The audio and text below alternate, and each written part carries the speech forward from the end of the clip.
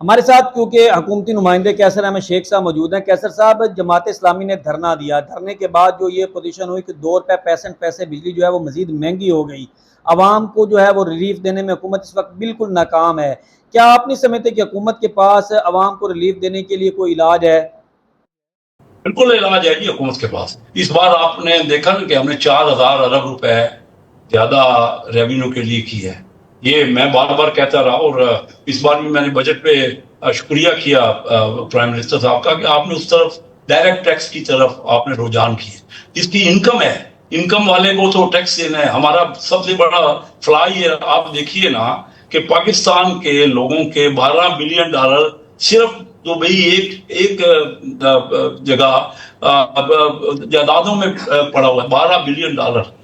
अब दुनिया में इंडिया हमसे 12-14 गुना इकानमी है, उनके 17 अरब है।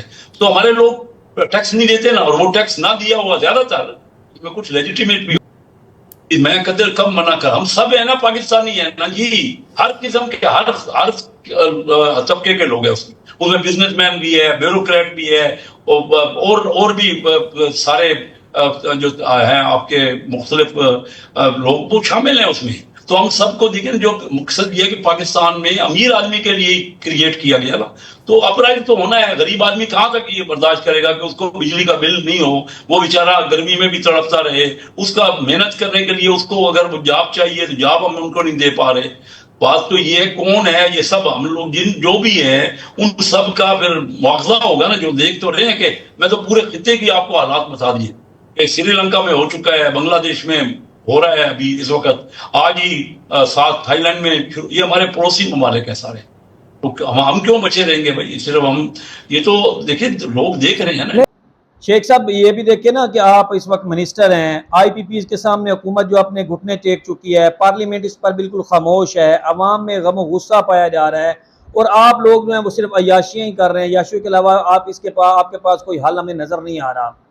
नहीं, आईपीएस तो ठीक है, उसके ऊपर डिबेट हो रही है, डिस्कस हो रहा है, और जो कुछ उसमें सूरत से हाल है उससे मुश्किल हो रही है। लेकिन ये भी तो देखिए ना कि सिर्फ हुकूमत आईपीपी इस मुल्क की इकानमी को ठीक करने के लिए तो कई बूस्ट देने के लिए लोगों को, देखिए ना, मैं तो यही कह रहा हूं कि और ज्यादा अमीर आदमी को टैक्स देना पड़ेगा। जो जो बहुत बड़ी एविजन हो रही है, आपने नोट किया होगा कि जो सेल टैक्स में बहुत बड़ी खुर्द-बुर्द हुई है, फिर ट्रैक एंड ट्रेस सिस्टम में हुई है, और फिर अब ये डिजिटलाइजेशन होना है FBR का। हम उस तरफ कोशिश कर रहे हैं, भरपूर कोशिश कर रहे हैं।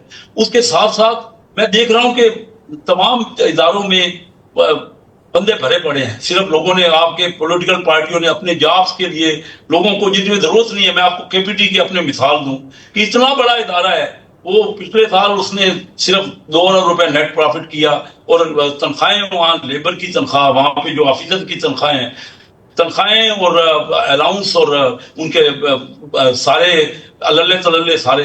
तो ये अगर करते रहे